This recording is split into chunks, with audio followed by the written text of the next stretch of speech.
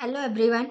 This is the part 1 of Surface Chemistry Rapid Revision Notes. In this particular video, we will discuss about the difference between physisorption and chemisorption, adsorption curves, and various types of theories like Langmuir theory, Freundlich theory, BET theory, and then we will discuss about surface catalysis where we will discuss about the formula of surface tension, viscosity, etc. So let's start the video. So the first thing is the difference between physiosorption and chemisorption.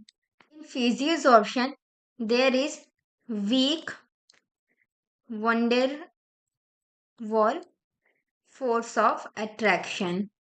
But in chemisorption, there is some strong chemical interaction.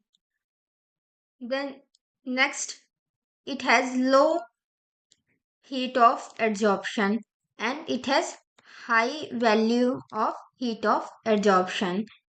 Then next is in physiosorption, no compound formation occur. But in case of chemisorption, there is compound formation. Physiosorption process is reversible process and chemisorption process is irreversible. Then next, if we increase temperature, the extent of absorption is also increases. In chemisorption, जब हम temperature increase करते हैं तो initially extent of absorption decrease होता है, then increase होता है, then उसके बाद एक सर्टेन पॉइंट के बाद then extent of absorption decrease होता है. Then in physiosorption process, no activation energy required. But in case of chemisorption, there is definite amount of activation energy required. The next point is physisorption process is multi-layer process. But in case of chemisorption process, it is monolayer process. Means monolayer is formed only.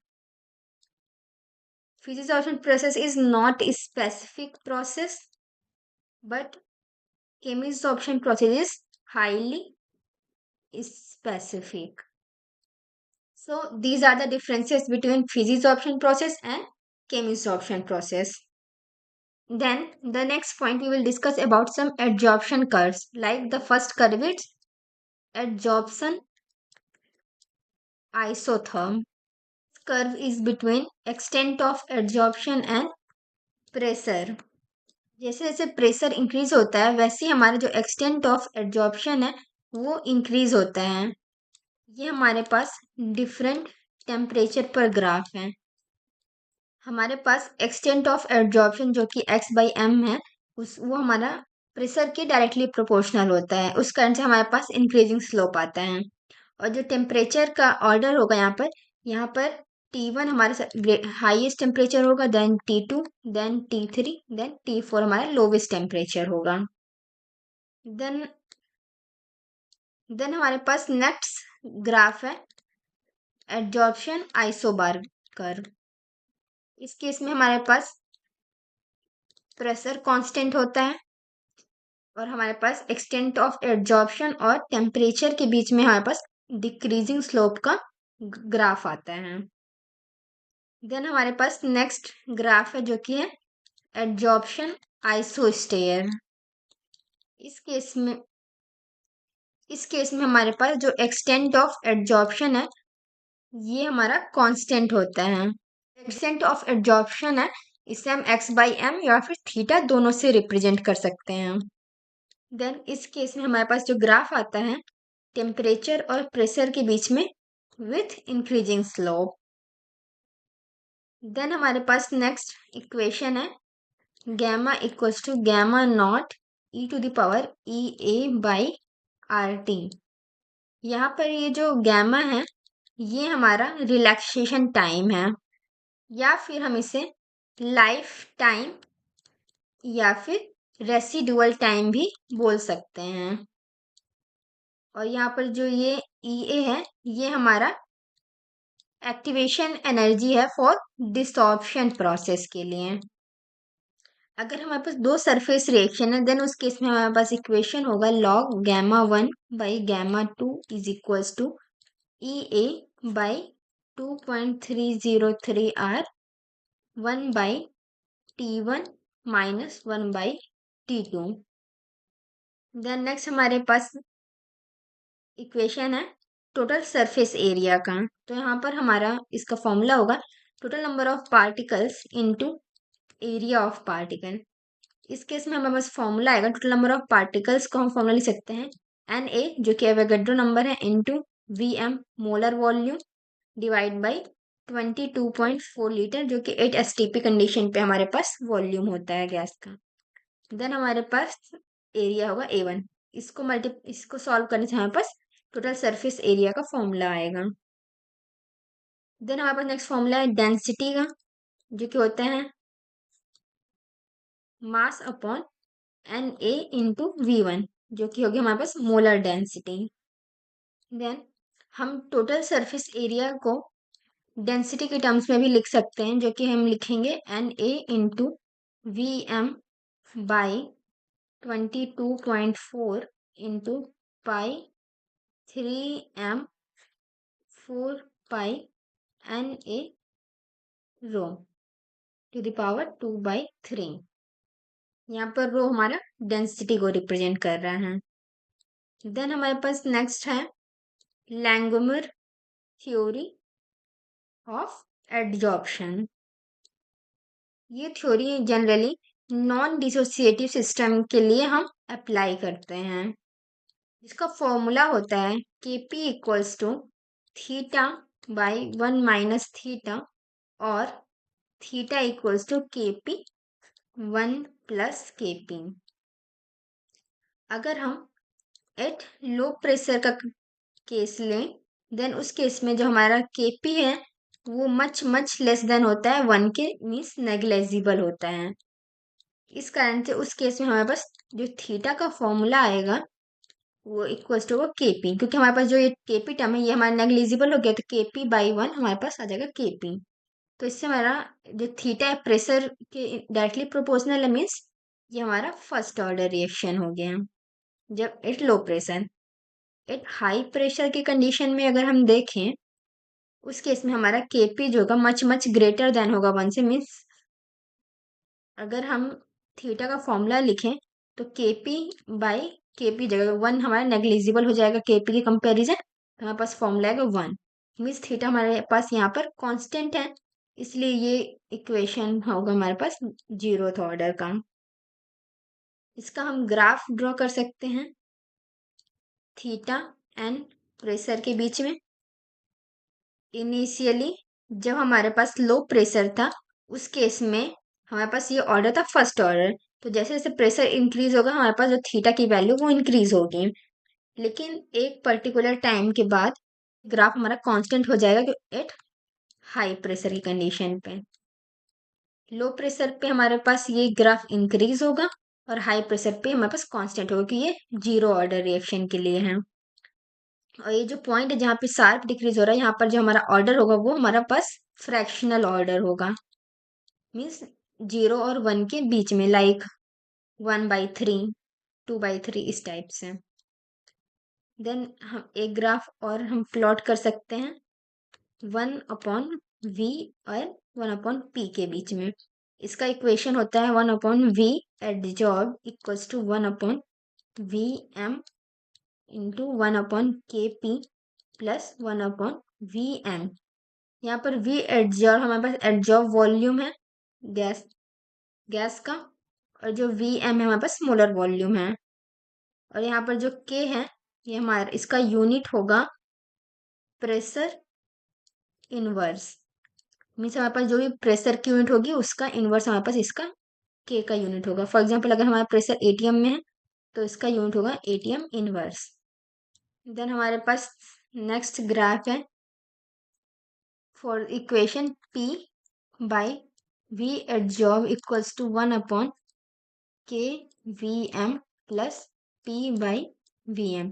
इस case में अगर हम graph plot करें P/V adsorb and pressure के बीच में, then हमारे पास ग्राफ आएगा increasing slope with some intercept. तो ये इंटरसेप्ट हमारा है 1/k/Vm, और ये जो स्लोप है ये हमारे पास है स्लोप 1/Vm के इक्वल। देन हमारे पास नेक्स्ट है Langmuir dissociative theory of adsorption. तो इस केस में हमारे पास फॉर्मूला होगा Kp is equal to theta by 1 minus theta to the power n, और n हमारा यहाँ पर जो है ये है एटॉमिसिटी। फॉर एग्जाम्पल अगर हमारे पास मोनोटॉमिक सॉल्यूट है देन उस केस में हमारे पास n की वैल्यू होगी 1, अगर डायटोमिक है तो n की वैल्यू होगी 2। इस टाइप से हमारे पास एटॉमिसिटी लिख सकते हैं। अगर हमारे पास डायटोमिक मॉलिक्यूल है तो वहाँ पर n की वैल्यू होगी 2, देन उस केस में हमारे पास फॉर्मूला आएगा Kp equal to theta 1 minus theta to the power 2। अगर हम इसे सॉल्व करें तो हमारे पास फॉर्मूला आएगा 1/थीटा is equals to 1/√Kp plus 1। इस तरीके से हम ट्राई एटॉमिक भी निकाल सकते हैं। देन हमारे पास नेक्स्ट थ्योरी है फ्रेंडलिच थ्योरी ऑफ एडजॉर्प्शन। इस केस में हमारे पास इक्वेशन होगा A is equals to x/m, that means extent of adsorption is equals to Kp to the power 1/n। अगर हमारा n ग्रेटर देन 1 है देन इस केस में हमारे पास ये फॉर्मूला एप्लीकेबल होगा। अगर हमारा n हमारा लेस देन 1 है देन हम फॉर्मूला यूज करेंगे A is equals to x/m is equals to Kp to the power n। अगर हम इसका लॉग लें तो लॉग लेने पे हम इक्वेशन लिख सकते हैं log A equals to log K plus 1/n log P। Then next इसे ग्राफ प्लॉट कर सकते हैं between log A and log P। तो हमारे पास इसका इंक्रीजिंग स्लोप होगा विथ इंटरसेप्ट। इसमें जो इंटरसेप्ट है वो हमारा इंटरसेप्ट है log K का, एंड यहाँ पर हमारा जो स्लोप होगा वो होगा हमारा 1/n के इक्वल। अगर हमारा k ग्रेटर देन 1 है देन हमारे पास लाइन आएगा increasing slope with log k intercept. अगर हमारा k 1 के इक्वल है तो log k वाला टर्म हमारे पास 0 हो जाएगा, तो हमें कोई भी इंटरसेप्ट नहीं मिलेगा, जो कि सेकेंड ग्राफ में। देन थर्ड ग्राफ हमारे पास है अगर k हमारा लेस देन 1 है, हमारे पास जो log k की वैल्यू होगी निगेटिव में होगी, इस कारण से हमारे पास जो इंटरसेप्ट आएगा वो हमारे पास निगेटिव इंटरसेप्ट आएगा यहाँ पर। देन नेक्स्ट हमारे पास बीईटी थ्योरी, जिसका फुल फॉर्म होता है ब्रॉन्डर एमेट एंड टेलर। इसमें जो हमारे पास जो फर्स्ट रिएक्शन है जिसका रेट कांस्टेंट 1 होगा, सेकेंड रिएक्शन का रेट कांस्टेंट K2 होगा, थर्ड रिएक्शन का रेट K3 होगा। तो जैसे जैसे रिएक्शन होता जाता है वैसे वैसे जिसकी वैल्यू है रेट डिक्रीज होती जाती है। सबसे फर्स्ट रिएक्शन है उसका रेट कांस्टेंट की वैल्यू सबसे ज़्यादा होगी, और जो सबसे लास्ट रिएक्शन है उसकी रेट कांस्टेंट की वैल्यू कम होगी। फॉर एग्जांपल हमारे पास अगर कोई रिएक्शन 4 स्टेप प्रोसेस का है तो उसमें हमारे पास 4 रेट कांस्टेंट हुए K1, K2, K3, K4। तो जो हमेशा जो फर्स्ट रिएक्शन का रेट कांस्टेंट हमेशा ज़्यादा होगा, देन K2 से, देन K3 से, देन K4। इस केस में हमारे पास अगर हम फॉर्मूला निकाले तो हमारा फॉर्मूला होगा 1 minus theta naught. Theta naught क्या था, जो हमारे पास इनिशियल कंसंट्रेशन था। इसका हम एक और फॉर्मूला ले सकते हैं जो कि है K1 P 1 minus P by P0 1 minus P by P0 plus K1 P। Then next condition है अगर हमारे पास जो P0 है वो हमारे पास इनफाइनाइट है, देन उस केस में हमारे पास जो बीईटी थ्योरी उस इक्वल होगी लैंगम्यूर इक्वेशन के। मीन जो लैंगम्यूर और एक थ्योरी है बीईटी थ्योरी उसके इक्वल होगी। देन नेक्स्ट हमारे पास बीईटी आइसोथर्म का इक्वेशन लिख सकते हैं हम 1/CVm C-1 P by P0 plus 1/Vm C equals to P by P0 minus P 1/V adsorption. इसका अगर हम ग्राफ प्लॉट करें तो हमारे पास ग्राफ आएगा P by P0 minus P 1/v adjob by P/P0।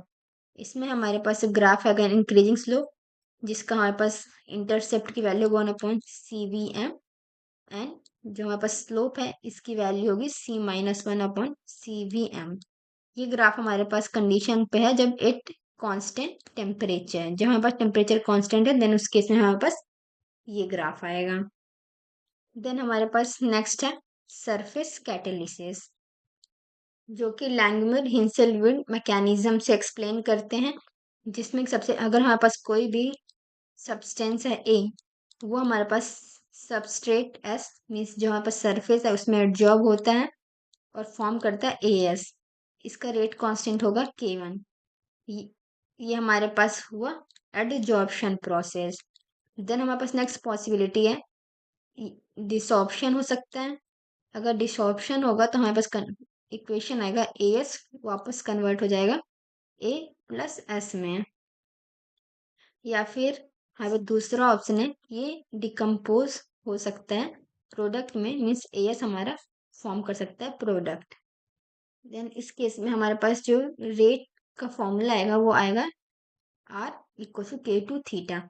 यहाँ पर थीटा है कवरेज ऑफ सरफेस, मीन्स हमारे पास जो भी सरफेस प्रेजेंट था रिएक्शन के लिए उसमें से कितना सरफेस हमारा कवर हो गया है, वो हमारा थीटा से रिप्रेजेंट होगा।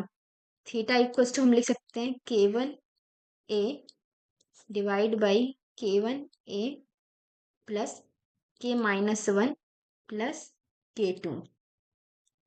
इसमें दो केस हैं, अगर हमारे पास हाई प्रेशर की कंडीशन है देन उस केस में हमारे पास थीटा टेंस टू 1 होगा। देन अगर हम फॉर्मूला कैलकुलेट करें रेट ऑफ रिएक्शन को, तो रेट ऑफ रिएक्शन का फॉर्मूला आएगा K2, क्योंकि थीटा हमारा 1 है तो हमारा जो रेट ऑफ रिएक्शन है वो रेट कांस्टेंट के इक्वल होगा, और ये होगा हमारे पास zero order reaction. Then second condition है लो प्रेशर की, उस केस में हमारे पास जो थीटा की वैल्यू होगी वो टेंस टू 0 होगी, और रेट का फॉर्मूला होगा K2 K डैश ए के इक्वल, मीन्स ये हमारे पास फर्स्ट ऑर्डर रिएक्शन होगा। और यहाँ पर जो K डैश है वो हमारे पास K1/K-1 का रेशियो है। देन नेक्स्ट हमारे पास अगर टेम्परेचर इंक्रीज होता है तो जो कोहेसिव फोर्स है वो डिक्रीज होगा, और अगर कोहेसिव फोर्स डिक्रीज होता है तो जो हमारे पास सरफेस टेंशन है वो भी डिक्रीज होगा। लेकिन आइडियल सॉल्यूशन के केस में अगर टेम्परेचर इंक्रीज करते हैं तो जो सरफेस टेंशन है उसकी वैल्यू में कोई इफेक्ट नहीं आएगा। देन हमारे पास सरफेस टेंशन का फॉर्मूला है जिसको हम सिग्मा से रिप्रेजेंट करते हैं, इसको हम लिखते हैं F/L। इसका हम दूसरा फॉर्मूला E/A भी लिख सकते हैं। यहाँ पर जो F है, F हमारे पास अनबैलेंस्ड फोर्स है और L हमारा पेरीमीटर है उस सरफेस का जहाँ पर सरफेस टेंशन लग रहा है। देन हमारे पास नेक्स्ट फॉर्मूला है विस्कोसिटी का, जिसको हम ईटा से रिप्रेजेंट करते हैं।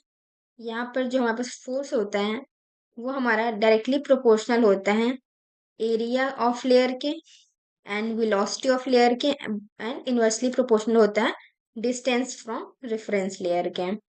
इसको हम लिख सकते हैं, अगर हम डायरेक्टली प्रोपोर्शनल का साइन हटाएं तो उसको हम लिख सकते हैं F=ηA/V/L। यहाँ पर जो ईटा है वो विस्कोसिटी है, और अगर हम इसकी यूनिट लिखें तो इसकी यूनिट होती है newton metre inverse square second. Newton को हम kg metre square second inverse square लिख सकते हैं, तो हम इसका यूनिट अगर इसमें सब्स्टिट्यूट करें तो हमारा यूनिट आएगा kg metre inverse second inverse. Then हमारे पास नेक्स्ट फॉर्मूला है वॉल्यूम ऑफ एटम कैलकुलेट करने के लिए। अगर हमें वॉल्यूम ऑफ एटम कैलकुलेट करना है तो हमारे पास फॉर्मूला होगा M/NA रो, जो हमने ऊपर देखा था, और इसी से हम रेडियस भी कैलकुलेट कर सकते हैं जो कि होता है 3m/4πNA rho to the power 1/3। Then इसके बाद अगर हमको एरिया कैलकुलेट करना है तो हम एरिया कैलकुलेट कर सकते हैं by pi R square, R हम यहाँ से सब्स्टिट्यूट कर देंगे तो हमें यहाँ पर से फॉर्मूला मिल जाएगा एरिया का। अगर हमें एरिया मिल गया देन हमें इसका अगर सरफेस एरिया कैलकुलेट करना है जो एडजॉर्बेंट सरफेस है उसका, देन उस केस में हम क्या करेंगे, जो टोटल नंबर ऑफ एटम्स हैं उसको हम एरिया से मल्टीप्लाई कर देंगे तो हमें सरफेस एरिया ऑफ एडजॉर्बेंट मिल जाएगा। इस वीडियो को हम यहीं पर एंड करते हैं। अब हम नेक्स्ट बाकी के जो फॉर्मूले हैं वो हम नेक्स्ट वीडियो में देखेंगे। So thank you for watching this video.